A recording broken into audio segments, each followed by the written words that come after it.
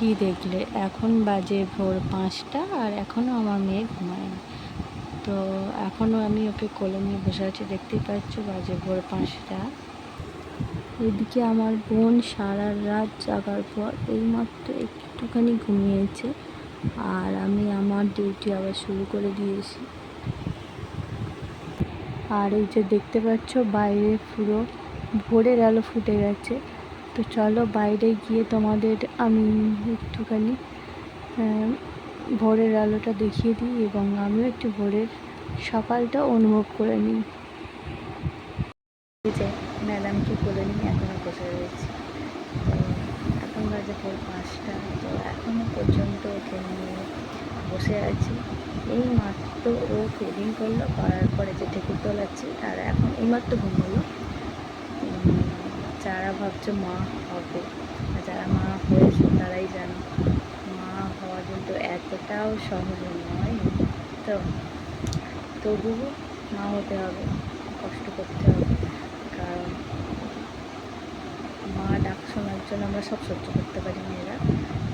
তো চলো, যেটা বলছিলাম, ভোরটা হয়েই গেল, চোখে ঘুম নেই, চোখে এক রাত ঘুমিয়ে সারা রাত কেটে গেল। বাইরেতে একটু ঘুরে আসি। দেখো এই যে বাইরে এলাম, এখনও কিন্তু বাইরের লাইটগুলো এখনও জ্বলছে, একটু জ্বালানো রয়েছে, অফ করা হয়নি। এখন বাজে ভোর 5টা, আর এই যে পাখির ডাকও নিশ্চয়ই শুনতে পাচ্ছ। গুড মর্নিং এভরিওয়ান, সবাই কেমন আছো? প্রিয়াজিৎ লাইফস্টাইল থেকে আমি প্রিয়া। তো এই যে এইমাত্র বাইরে এলাম, এখন বাজে ভোর 5:30টার মতো। তো তোমাদেরকে তো সেই 5টা থেকে ভিডিও তোমাদের সঙ্গে শেয়ার করছি। তো পুরো ভিডিওটা নিশ্চয়ই তোমরা দেখছো। আর এই যে পুরো ভিউটা সকালের, আর এভাবেই কাটছে দিন। বেশ ভালো লাগছে। আমার মাঝে মাঝে একটু বিরক্ত লাগে, কারণ প্রত্যেকটা দিন এভাবেই রাত ডাকতে হচ্ছে, কিন্তু তাও ওটা আমার কাছে মানে সেরা যাই বলে, কারণ মা হয়েছি এটা তো অনুভব করতে হবে না, মুহূর্তটা সুন্দর। তো দেখতে পাচ্ছ সকালের একদম ভিউটা। তো চলো এখন একটুখানি আমি ঘুমোতে যাবো, সারা রাত জেগে আছি।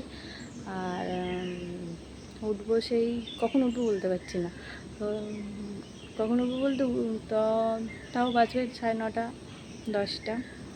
তার মাঝেও কিন্তু ও ফিডিং করতে উঠবে, ঠিক আছে? একবার উঠবে হয়তো, তখন উঠে আমাকে আবার ফিটিং করাতে হবে। চলো একেবারে কিন্তু আমি পরে আসছি, যখন আমি একেবারে ঘুম থেকে উঠবো তখন। চলো দেখি।